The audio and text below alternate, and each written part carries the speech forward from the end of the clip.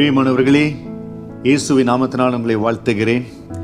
கர்த்தருக்கு ஒரு மனிதன் பிரியமா இருக்கிற பொழுது, எல்லா நேரத்திலும் ஆண்டவருக்கு பிரியமான நடந்து கொள்ளுகிற அந்த மனிதனுடைய ஆசீர்வாதம் எப்படி இருக்கும் என்று சொல்லி சங்கீதம் 132 அதிகாரம் வசனம் 17-18 கர்த்தருடைய வார்த்தை இன்னைக்கு ஆசீர்வாதமா எங்களுக்கு கொண்டு வருகிறேன். அங்கே தாவீதுக்காக ஒரு கொம்பை முளைக்க பண்ணுவேன், தன் அபிஷேகம் பண்ணுவித்தவனுக்காக ஒரு விளக்கை ஆயத்தம் பண்ணினேன், அவன் சத்துருக்களுக்கு வெட்கத்தை உடுத்துவேன், அவன் மீதிலோ அவன் கிரீடம் பூக்கும் என்றார். தாவீதை ஆண்டவர் நேசித்தார். தாவீதின் மேல் ஆண்டவர் பிரியமா இருந்தார். ஏனென்றால் தாவீதினுடைய காரியங்கள் ஆண்டரை மிகவும் கவர்ந்து கொண்டது.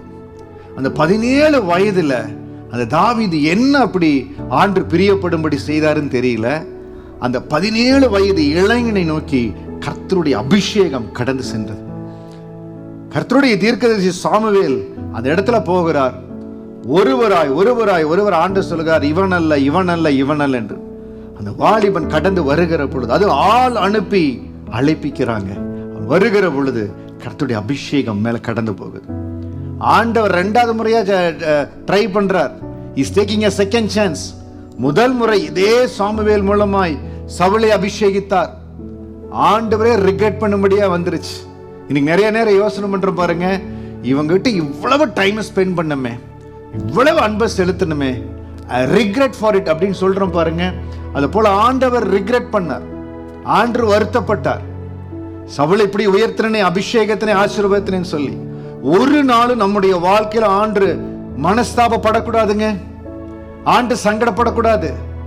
உன்னை நம்பி இந்த வேலையில வைத்தனே, உன்னை நம்பி இந்த அபிஷேகத்தை கொடுத்தனே, உன்னை நம்பி இந்த உயர்வை கொடுத்தனே, ஆண்டு ஒரு நாளும் மனஸ்தாபப்படும்படியே நடந்து கொள்ளவே கொள்ளாதீங்க.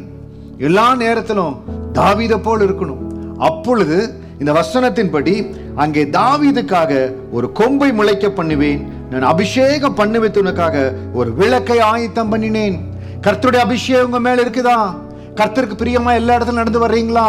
உங்களுடைய காரியங்களை எல்லாம் ஆண்டு பொறுப்பெடுப்பாருங்க. அவன் சத்துருக்களுக்கு வெட்கத்தை உடுத்துவேன்.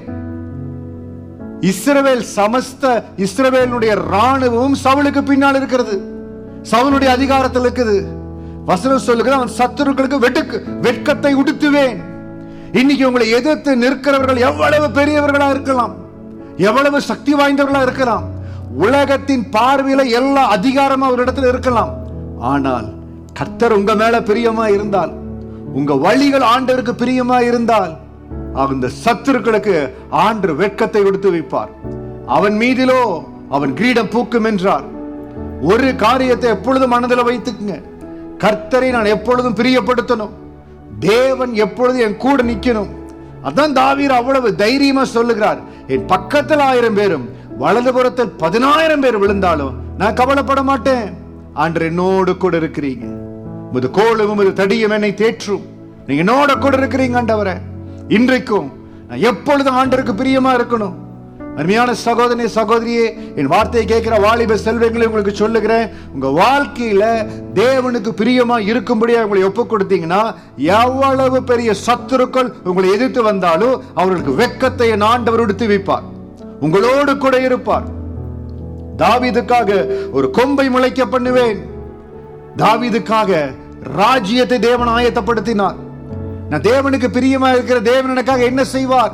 இன்னைக்கு இருக்கிற சூழ்நிலையில தோல்வி போல, ஒருவேளை நீங்கள் குறைவுபட்டது போல இருக்கலாம், ஆனால் உங்களுக்கு என்று காரியங்களை கர்த்தர் ஆயத்தப்படுத்துவார். நீங்க செய்கிற காரியம் தேவனுக்கு பிரியமா இருக்குதா? என்னுடைய ஆவிக்குரிய வாழ்க்கையில், என்னுடைய ஊழிய பாதையில சோதனையின் நேரங்கள் வந்தது. There were situations where I was look like a failure.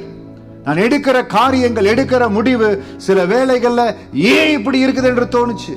ஆனால் பரிசுத்த ஆவியானுடைய நடத்துதலின்படி அந்த பாதையில போகும்படியாய் ஒப்பு கொடுத்தேன். ஆவியானவர் என்ன பாதையில போக சொன்னாரோ அதுல நிந்தை, அவமானம் என்ன இருந்தாலும் அதுல போகும்படியாய் ஒப்பு கொடுத்தேன். ஒரு கொம்பை எனக்காக முளைக்க பண்ணினார், விளக்கை ஆயத்தம் பண்ணினார். இன்னைக்கு ஆண்டவர் உங்களை நடத்துகிற பாதை கொஞ்சம் கஷ்டமா இருக்குது. ஆண்டவன் இந்த பாதையில் நடத்துறாரு, இந்த விசுவாச பாதையில கஷ்டமா இருக்குது, கொஞ்சம் பொறுத்து கொண்டு தேவனுக்கு பிரியமாய் அந்த பாதையில கடந்து போயிருங்க. தேவன் பிரியப்படுகிறபடி அந்த பாதையில கடந்து போயிருங்க. ஆண்டவர் வேலை ஸ்தலத்திலையும் சரி, ஊழியத்திலையும் சரி, நிறைய இடங்கள்ல எனக்கு பிரியமே இல்லாதபடி இந்த இடத்துல நான் இருக்க விரும்பல ஆண்டவரே, இந்த இடம் எனக்கு வேண்டாண்டவரே. ஆனால் ஆண்டவர் சொல்லுகிற வரை, வேலையாகட்டும் ஊழியமாகட்டும், கர்த்தர் சொல்லுகிற வரை அந்த ஊழியத்துல, அந்த வேலை ஸ்தலங்களை நான் வேலை செய்த நாட்களையும் சரி, என்னுடைய முழு நேர ஊழியத்திலையும் சரி, தேவன் சொல்ற வரைக்கும் அந்த இடத்துல இருந்தேன். தாவீதை ஆண்டவர் தாவீதுக்கு ஒரு விளக்கை ஆயத்தம் பண்ணினார். இன்னைக்கு கர்த்தருக்கு பிரியமா இருந்துருங்க. நான் வேலை மாத்தணும், இன்னைக்கு நினைக்கிறேன் நாளைக்கு ரெசிக்னேஷன் கொடுக்கிற, உடனே வேலையை மாத்தணும் இல்ல.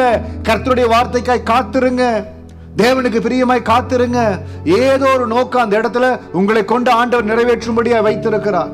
என்னுடைய வேலை ஸ்தலத்திலேயே ஆண்டவர் கொடுத்த வேலைகள் மாற்றங்கள்ல ஆண்டவர் எப்பொழுது சொல்றாரோ அப்பொழுது அந்த வேலைக்கு நான் மாறுகிற பொழுது கர்த்தர் அதுல மகிமையான ஆசீர்வாதங்களை கொடுத்தார்.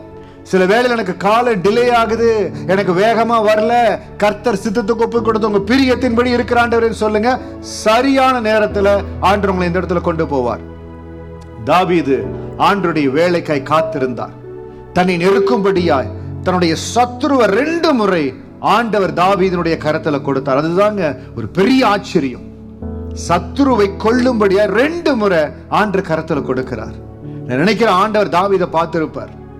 என் வழிகளை கை கொள்ற என் மகன், எனக்கு முன்பாக தன்னுடைய நியாயங்களை வைக்கிற மகன் என்ன பண்றான்னு சொல்லி. இன்னைக்கு ஆண்டவர் சில இடத்துல உங்களையும் சரி என்னையும் அந்த மாதிரி டெஸ்ட் பண்ணி பார்க்கலாம். எதுவா இருந்தாலும் உங்களுக்கு பிரியமானது செய்வாண்டவரை, அவன் சத்துருக்களுக்கு வெட்கத்தை உடுத்துவேன். இன்னைக்கு தேவனுக்கு பிரியமா இருக்கும்படியா என்ன சோதனையின் காரியமா இருக்கட்டும், என்ன நெருக்கத்தின் நேரமா இருக்கட்டும், எதுவா இருந்தாலும் உங்களுக்கு பிரியமா இருப்பாண்டவரை. நிறைய நேரத்துல நான் எல்லா வகையிலையும் தேவனுக்கு பிரியமாய் நடந்தும் சில வேளையில அவமானத்தின் பாதையில கடந்து போகும்படியாய் பரிசுத்த ஆவியானவர் அனுமதித்தார். அப்பொழுது எனக்கு தெரியல, ஏன் கடந்து போறேன்னு தெரியல. அவர் சொன்ன வார்த்தைக்காய் கட்டுப்பட்டு அதுல கடந்து போனேன். அந்த நன்மைய, அந்த ஆசீர்வாதத்தை வருகிற நாட்கள்ல ருசிக்கும்படியா தேவன் கிருபை கொடுத்தார். எவ்வளவோ நிந்தனையின் மத்தியில், அவமானத்தின் மத்தியில், கண்ணீரின் மத்தியில வேலை ஸ்தலத்தில் நின்று கொண்டு கர்த்தர் சொன்னாருங்கிறதுக்காக நின்று கொண்டு இருக்கிறீங்களா? அவர் சொல்லுகிற நாட்கள் வரைக்கும் இருங்க. ஏற்ற வேளையில அந்த இடத்துல இருந்து ஆண்டவர் உங்களை கொண்டு வருவார். ரொம்ப நாளைக்கு சத்ருவின் கை ஓங்காதுங்க. அவன் சத்துருக்களுக்கு வெட்கத்தை உடுத்துவேன். இன்றைக்கும் சங்கீதம் 132 வசனம் 17, 18 இருக்கிற அந்த ஆசீர்வாதத்தை உங்கள் மேல வைத்து உங்களுக்காய் செபிக்கிற, என்ன சத்துருவின் வல்லமையா இருந்தாலும், உங்களை நெருக்குகிற என்ன சத்துருவின் போராட்டமா இருந்தாலும், என் ஆண்டவர் அவர்களுக்கு வெட்கத்தை உடுத்துவார். கர்த்தாவே, நன்றியோடு உம்மை ஸ்தோத்திரிக்கிற, வார்த்தையை கேட்டுக்கொண்டு அன்பு தேவ பிள்ளைகளை ஆசீர்வதிக்கிற கர்த்தருடைய அனுக்கிரகம், காருண்யம் இவர்கள் மேல் கடந்து வருவதாக. இவர்கள் மேல் ஆதிக்கம் செலுத்தலாம் நினைக்கிற எல்லா சத்துரு வல்லமைகளும் இயேசுவின் நாமத்தினால இப்பொழுது விலகுவதாக. இவருடைய சத்துருக்கு எல்லாவற்றுக்கும் என் ஆண்டவர் வெட்கத்தை உடுத்துவிப்பதற்காய் ஸ்தோத்திரம். இவர்களுக்கென்று ஒரு கொம்பை முளைக்க செய்வதற்காய் நன்றி. இவர்களுக்கென்று ஆயத்தப்படுத்தப்பட்ட விளக்குக்காய் நன்றி. கர்த்தர்களை ஆசீர்வதிங்க, பெருக செய்யுங்க, காத்துக்கொள்ளுங்க, வழி நடத்துங்க. இயேசுவின் நாமத்தில் ஜெபிக்கிறோம் நல்ல பிதாவே.